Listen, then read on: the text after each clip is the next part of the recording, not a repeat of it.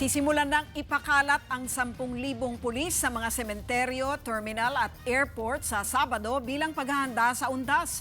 Ang LTO naman sinuri na ang mga bus na biyaheng probinsya. Umaksyon si Johnny Esguera. Sinimulan na mag-inspeksyon ng Land Transportation Office sa mga bus na biyaheng probinsya para sa napalapit na undas. Sa 26 na bus na sinuri sa Araneta Bus Terminal, 5 ang hindi pinabiyahe. May ilan na may depekto sa gulong. Meron ding kulang sa signages. Papalagyan namin ng tornilyo, kung hindi, walang biyahe. Stop operation sila. If hindi nila na-comply? Hindi ma'am, palitan nila ng ibang bus. Ang defect medyo delikado kasi may mga baling tornilyo doon sa front tire niya, plus wala yung nut niya. Marami naman ang nagdesisyong agahan na ang pag-uwi sa probinsya. Sa Bicol. Para di ako mahirapan sa biyahe kasi wala akong kasama eh. Ang iba, nagpa-reserve na ng ticket para sa linggo habang hindi nagbabago ang pasahe.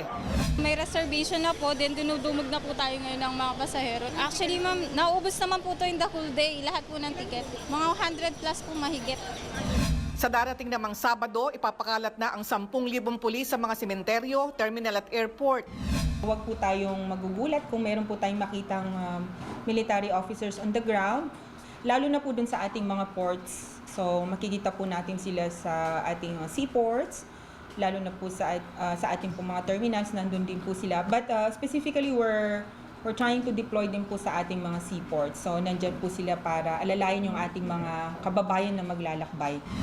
Paalala rin ng Manila Police District, sarado ang ilang kalsada ngayong long weekend mula Linggo, October 30 hanggang November 2, Miyerkules.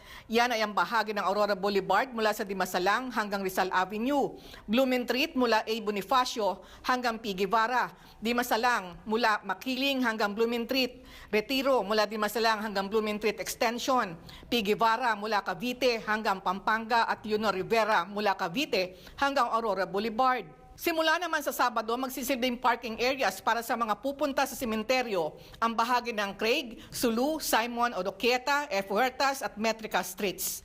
Umaaksyon, Son Reyes Esguera, News 5.